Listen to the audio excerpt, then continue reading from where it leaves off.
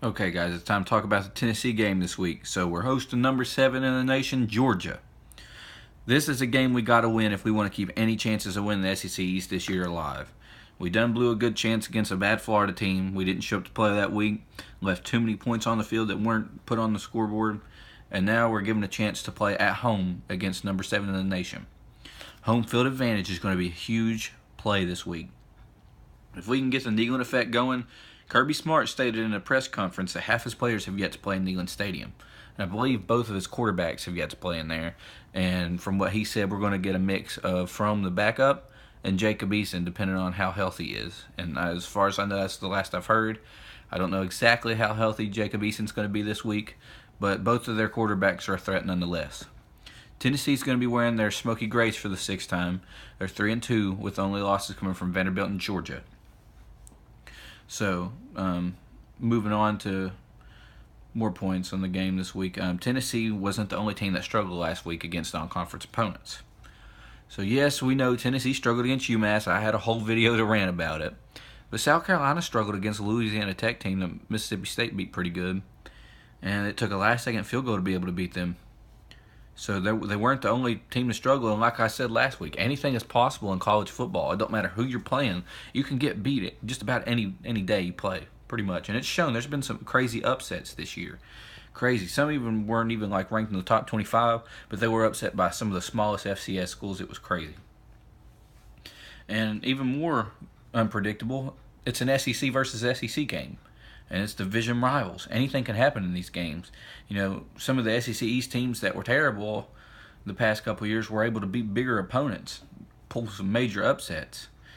It's crazy what can happen in one week, guys. And you got to prepare for each week differently, and each week is technically a new week. You know, you try to go 1-0 every week. Well, here's our chance to go 1-0 this week. It's early in the season as well, so anything can happen. Our Vols haven't shown us anything really at all this year, and they're due a good game. You know, they're young. There's still a lot of injuries plaguing the team. We got to get some more experience and reps for some of our players. We got to show more faith in Dormandy this week. That's another thing Tennessee's got to do a better job on, is just having more faith in him instead. I understand that Guarantano needs some reps. Have faith in Dormandy. He's who you started. Finish out with him. If you want to start a new quarterback, you know, unless Normandy's not hurt and Guarantano's doing better, just leave it the way it is this week. Tennessee usually plays to the level of whoever they're playing at the week. For the examples this season, I will say UMass and Georgia Tech. UMass, I don't really have to talk about it. I had a whole rant about it in my last video. If you haven't watched it yet, you can go watch that and listen to me rant about the Tennessee game. And I will say my other example would be Georgia Tech. And Florida team we played down to, and because we played down to them, we lost to. We'll play just about to the caliber of any of our opponents. We shouldn't have beat Georgia Tech, but you know what? We did. We played down to UMass and almost lost that game, and we lost to Florida because we played down to their level. We're just going to have to get our stuff together this week, or it's not going to be pretty. And, I mean, I know the excuses, but it's time to show a little bit of productivity, even if we just play Georgia close. You know, they beat Notre Dame and they blew out Mississippi State. This is a good Georgia team coming in this week. Tennessee has been given only a 30% chance to win this game by ESPN. And to that, I laugh at that. Because in my mind, I don't care who's playing. Every week it's 50-50. I mean, you're either going to win or you're going to lose. There ain't none of this stuff. I don't like their stats and stuff. I mean, Tennessee could come in and play the best game of the season, or they could come in and play the worst. It's unpredictable, guys. It's SEC and college football together. It's crazy. Tennessee has not beaten a top 10 team since they beat Alabama in 2006. Alabama was ranked number 9, coming to Knoxville, and lost 16-13. Like I said, it's the last time we beat Bama, and we really need this win this week, guys. I really can't stress that enough. If we want any chances of winning the East this year, we're going to have to beat Georgia and put a little bit of fear into the rest of our opponents that Tennessee can play to that level. And Tennessee has also the worst win percentage in the SEC against top 10 opponents for the last 9 years. When you look at this list, it's kind of insane that some of these teams are ahead of us, though, even though, like I said, we're in last place. Tennessee is 0-24 in the last 9 years. Vanderbilt is 1-11. Missouri 3-14. Mississippi State 3-18. Kentucky 3-13. We're due for one, guys. We are due for one, I'm telling you. Like I said, Kirby Smart said we're going to see a mix of their quarterbacks this week, depending on how healthy Jacob Eason is. And Jake Fromm is just as good as Eason if Eason doesn't see as much time. He's proved that against Notre Dame.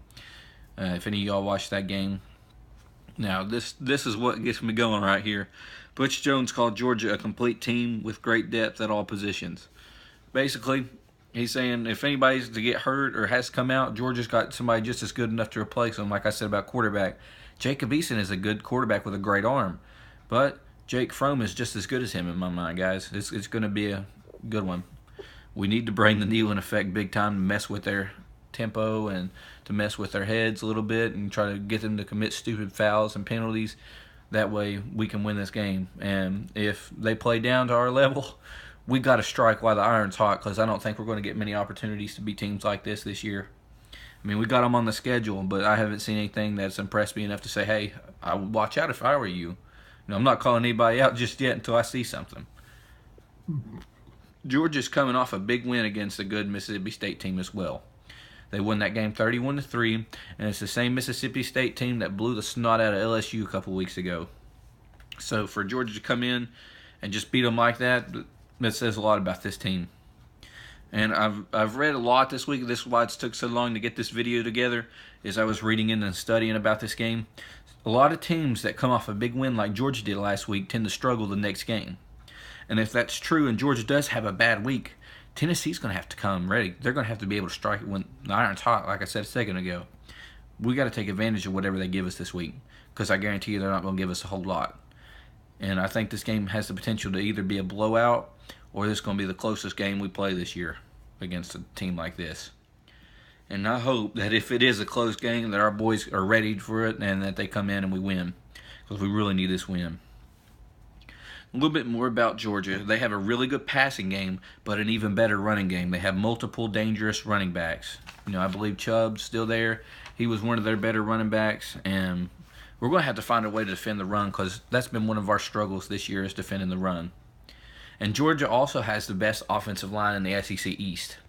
And we've had trouble getting to the quarterback a lot this season, and we're going to have to change that going into this week. And I hope that the coaches have got the defensive players and offensive players together, and they worked on it really hard. Because, like I said, we need this win, guys, if we want any chances of winning the East this year. And I think if we do win this game, the rest of the SEC East teams on our schedule are going to be like, oh, crap, Tennessee's coming to play this week. And I hope, guys, I'm not wanting to get my hopes way too high, because I like to be realistic, but like I say in my other videos, I don't care who we're playing. Tennessee's got to win every week. So moving on to my keys to victory this week for Tennessee. We need to have better offensive play calling. Run the ball up the gut ain't doing anything for us right now.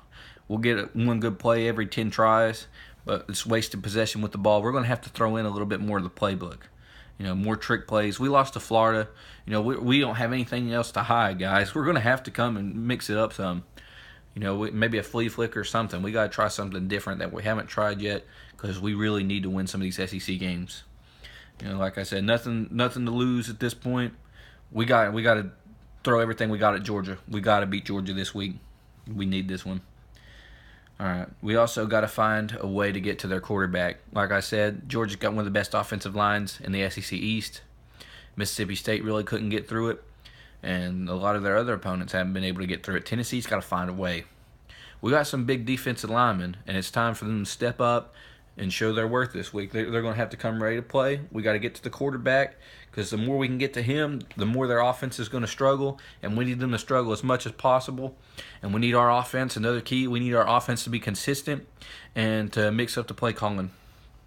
We have to also defend Georgia's run game, because if we can't defend the run game, it's over from there, guys. They got a really great run game. And I cannot stress that enough. They have a really great run game. We're going to have to slow it down and stop it, because if we do what we did against UMass and Florida and let them have 4 or 5 yards every carry, we're not doing our job. We got to limit to 1 or 2 yards. We can't give them more than that a carry. And if we can get in the backfield, we need to stop them before they get any motion going forward. Vols fans have to show up loud and proud this week. Another key to victory. mess with them, guys. I mean, the kneeling effect has had so many effects on some teams that were better than us last year, and some other teams. Like I think it was a really big key against Florida because we got on the jump a couple times. We need that again this week. We got to beat Georgia this week, guys. We must find our identity as a team to be able to keep moving forward this week. You know, a lot of guys haven't really shown us anything. Like I've said, we need Dormady to look real good this week. We need him to play a really great game. We need to have a lot of momentum going forward for the rest of the season, and this game is most critical turning point if we could win it. Because all the Vol fans that are being negative right now, I guarantee you, if we beat Georgia this week, they're going to be going crazy, just like the fans that still support them through all this. Now, the keys to victory for Georgia this week. You got to shut Tennessee's offense down early, kill whatever confidence they have. I hate saying that, guys, because I'm a diehard Tennessee fan, but facts are facts. If they shut down Tennessee's offensive line and get to the quarterback this week and they shut down our offense completely, it is going to be ugly. It will be ugly because if you take out our offense, you take out their confidence, and the defense is going to have to keep going out on the field. They're going to take their confidence out, and it's going to be over quick. Hopefully, they're not successful in that because Tennessee needs this win. They also need to successfully establish the run game, and Tennessee, like I said, has struggled to defend that all year, no matter who we're playing. They got to keep the crowd out of the game this week because if they kill the crowd, you know, it's going to be a lot quieter, and they'll be able to run their offense the way they always do. If they protect the quarterback, that'll be another big key for them this week. And Tennessee, like I said, hasn't really got to the quarterback much this season. We need to make up for it this week. And I believe personally, if Georgia wins this game this week, I believe they're going to win out and win the East. Maybe not like win out total, but they'll beat their non-conference opponent, and they'll be able to beat the SEC East teams. Minus, I don't know who their other West opponent this year is. And like I said, Tennessee could come to play a great game this week, or they could come in and struggle. And I'll announce my predictions for that game later on, either later today or tomorrow. And I'll announce it with the rest of my SEC predictions.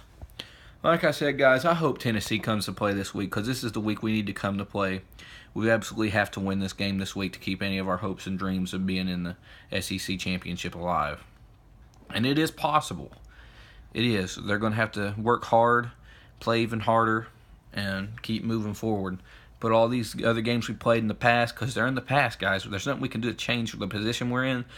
But we can move forward and get out of this position by winning games, and that's what we really need. So we win this game this week, then we go into the bye week prepared for South Carolina, and then I believe after that we got Alabama. So rough road ahead, but it's not impossible, guys. I hope you enjoyed this video, and I hope I gave you a little bit more insight on the game this week. Like I said, I'll leave my prediction for this game in the next video with the rest of my SEC games.